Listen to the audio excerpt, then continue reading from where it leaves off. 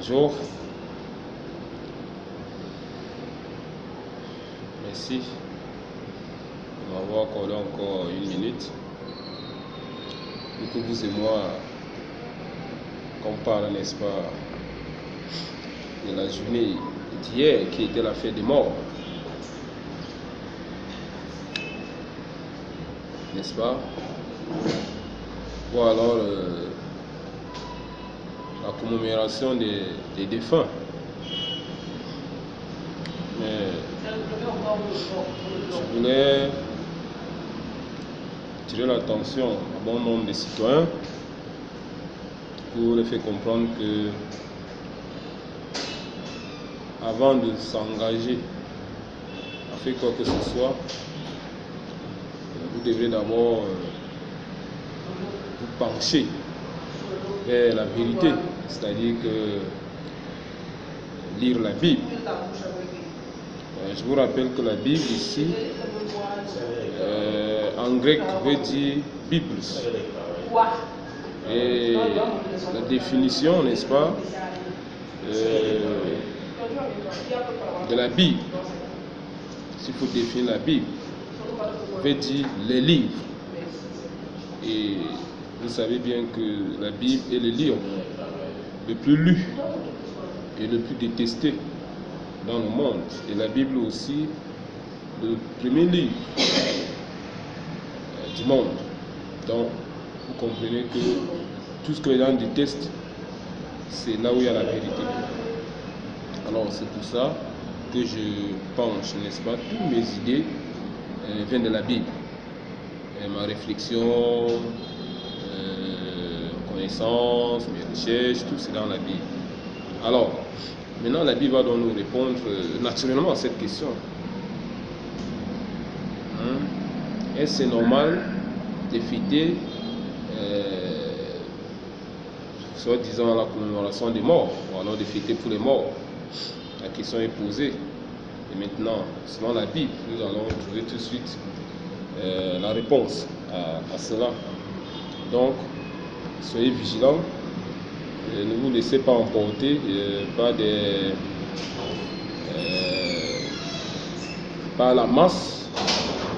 C'est bien d'être éveillé, c'est bien d'être vigilant.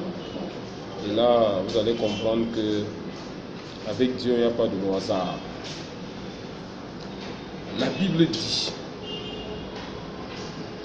car il nous faut comparaître devant le tribunal de Christ, afin que chacun reçoive selon le bien ou le mal qu'il aura fait étant dans son corps. Quand nous lisons 2 Corinthiens 5, 10. C'est pour ce que nous aurons fait dans notre corps que nous serons jugés. Il n'y aura pas de pénitence dans l'au-delà pour le rachat de nos âmes. Alors, nos prières peuvent-elles atténuer les fautes des morts et sauver les âmes? Leurs âmes?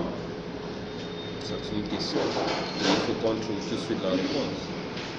Les Écritures disent, car il est réservé aux hommes de mourir une seule fois, après cela vient le jugement. Hébreux 9, 27. Le jugement viendra après la mort et n'aura donc rien à voir avec les prières et les messes de requiem ultérieures. Vous comprenez? Alors il y a une autre question qui se pose. Dans ton procédé, il y a toutes sortes de cérémonies pour le salut de l'âme des défunts. Et on va aussi voir la réponse tout de suite. Un autre d'entre les disciples lui dit, Seigneur, permets-moi d'aller d'abord ensevelir mon Père. Mais Jésus lui répondit, suis-moi et laisse les morts ensevelir leurs morts.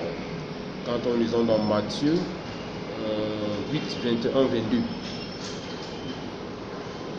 Dieu veut-il que nous pleurions les âmes et défunts qui avaient accepté Jésus comme sauveur personnel? Une question, l'autre.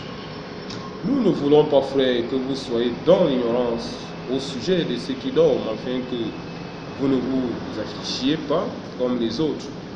qui n'ont point d'espérance.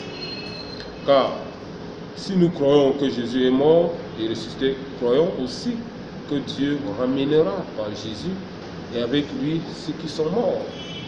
Quand on lit 1 Thessaloniciens 4, 13-14.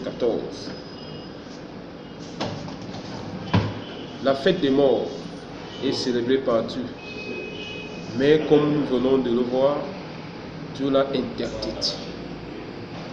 Alors, évitez les manifestations des cimetières et autres cérémonies pour honorer les morts. Dieu est vivant, réjouissez-vous avec les vivants. Voilà ce que je voulais